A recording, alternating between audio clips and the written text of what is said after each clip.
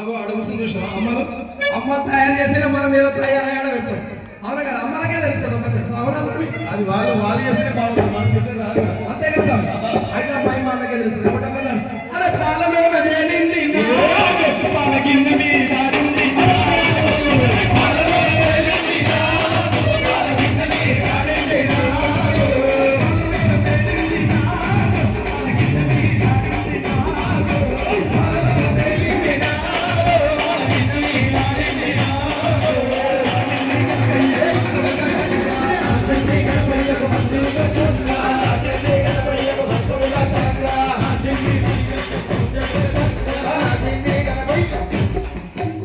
స్వామి ఇప్పటిదాకా పాలు గీళ్ళు పెడితేనేమో అమ్మలు పెడతారు